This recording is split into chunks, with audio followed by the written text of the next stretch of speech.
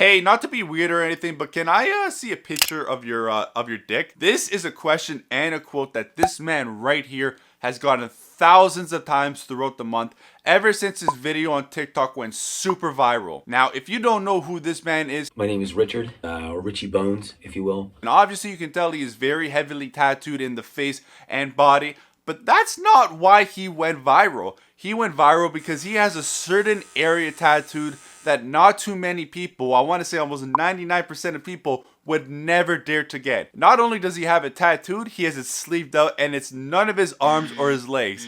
He actually has his dick tattooed and sleeved out. So now I'm going to play a quick clip of that video that went super viral for you guys to see and for him to kind of share it with you. What's your favorite tattoo on your body?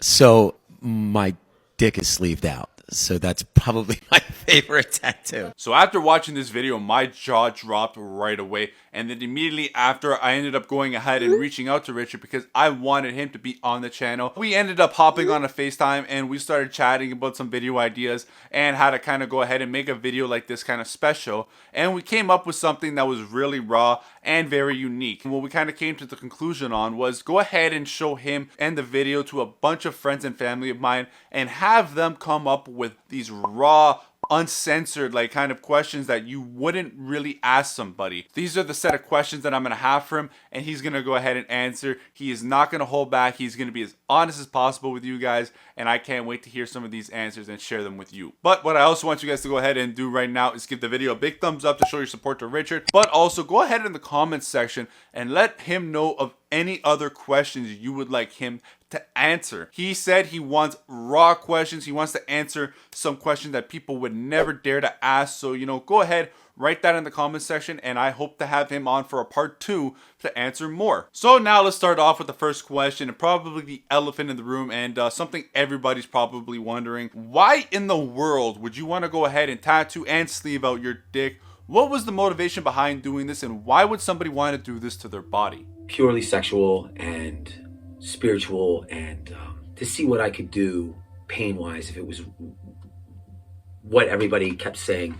It's so painful, it's so painful. Because I know people that have them. There's plenty of people that have dick tattoos. On the underneath, I really don't know too many people, or the way that I did them. And I mean, as you can see, I'm very extreme with certain things. So I got these tattoos from an ex-girlfriend, and she sat with me and basically figured out exactly what it is that we wanted to do that would look good on on my dick when it's hard and soft. It was not painful. The worst part was on the tip of my dick, and that's it. So I guess sexuality and the fact that I wanted to bring more attention to something, even for just myself, for my own personal use, I guess, it was the motivation. What are the meanings behind your lightning bolt, dagger, centipede, and Wi-Fi signal tattoo? So the lightning bolts are just, I'm Jewish, so Jewish lightning, that was one of the meanings, I guess. The fact that it's like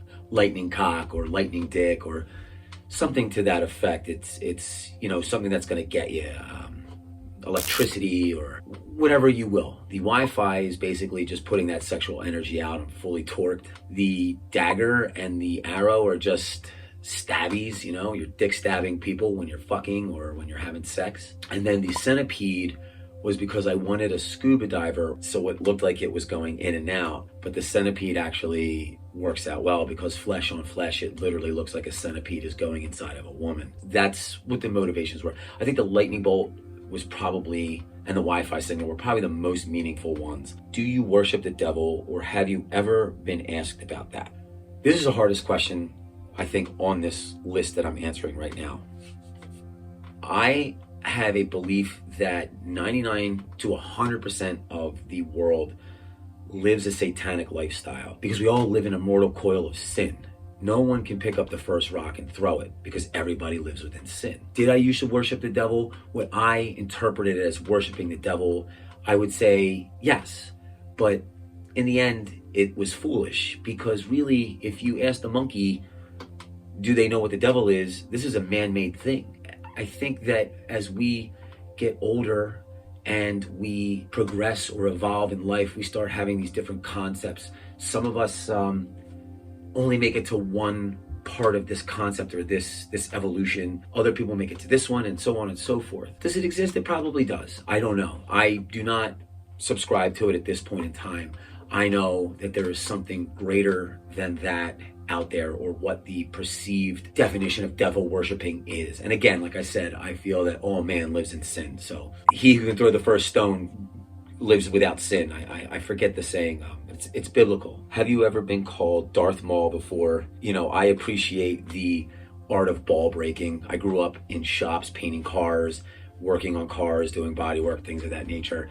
And you get to have good fun with people, you know, if they can receive the ball breaking correctly, or they don't flip out, and you get to know yourself pretty well when you're able to take these things. So I've been called Darth Maul, the Last Airbender. I've been called the guy from Street Fighter. I had a boss that called me Skeletor. I had somebody that, when I first got the point done here on my head, they called me the guy from Indiana Jones and the Temple of Doom. And that's okay. I'm completely fine with it, because I have an understanding of who I am and you know, how I walk through this earth. So obviously we know from the opening statement that a lot of people have been reaching out to you, asking you to see the specific area that you have tattooed.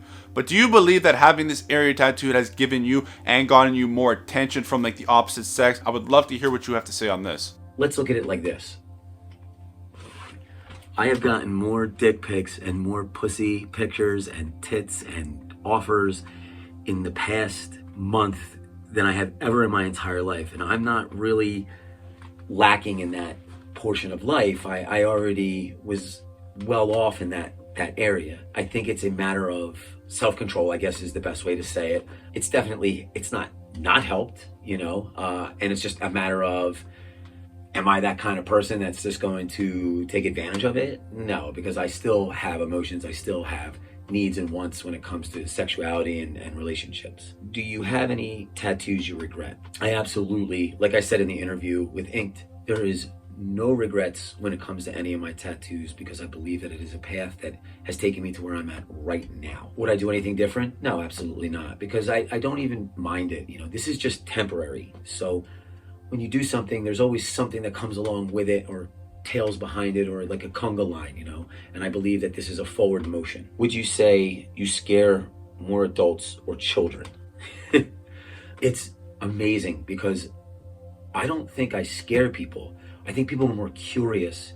I think maybe if I had sporadic tattoos on my face, or if I had a pentagram or something like that, maybe scares them. But kids love me. Kids want to talk to me all the time. You know, kids will keep you honest. They'll point at you, they'll say things, and then you get an idea of who their parents are, and maybe that scares them because their kids just out them right there. Like, remember when you said that people with tattoos are this? I get a lot of older people that want to know more about my tattoos, and if I'm Maori, which is a New Zealand culture, I guess. I know a decent amount about it, but not too much to comment on it. But a lot of people, like the fact that they even know that, keeps culture and life and people in check, and it allows them to use their mind. So scaring, I don't know if it's scary. I mean, I've had people say like, "Oh my God, you scared me," but then they'll talk to me. You know, and as you can see, when you hear me articulate and how I speak and present myself, I think it's a very different ball game as we move on in the conversation. How does it feel to be a part of a super viral video? Do you see this being a life-changing event for you? Here's the thing, I am no different after than I was before. I do not see this as a life-changing event, because everybody thinks that there's this $1 million that comes along with these hearts or these views that you get for these videos. It's great that it went viral. I think it's awesome. I think it's awesome for Inked. I think it's awesome for the culture itself, as tattoo culture. I feel that I am the same person that I was prior. It's just that now I'm more recognizable than I was recognizable prior to that. I'm already very recognizable. The video itself still is gaining in numbers. It'll never die. And I'm still the same person. I don't have $1 million. The only difference is I've always walked down the street, people want to take pictures or stop me and talk to me. It's just maybe a little more at this point. So I guess I'm the same. It's amazing that it went this far. If anything, if you have more questions or you want to see more of me, you can go on my Instagram. It's at Keystone Crossbones. My TikTok is the same, at Keystone Crossbones. And my OnlyFans is at Keystone Crossbones Hot Lunch. All the links are in my bio. And if you have any questions, feel free to ask them and I'll answer them to the best of my ability. Thank you. So I just want to say thank you so much to Richard for coming on the channel and being so open and honest about the questions that were asked and the answers that he gave. I want to have him on for a part 2, so make sure to go ahead in the comments section and ask any question that you would like to have answered by him, because he has proven that he will answer them to his best and truthful and honest abilities. Also, go ahead and give the video a big thumbs up to show your support towards him.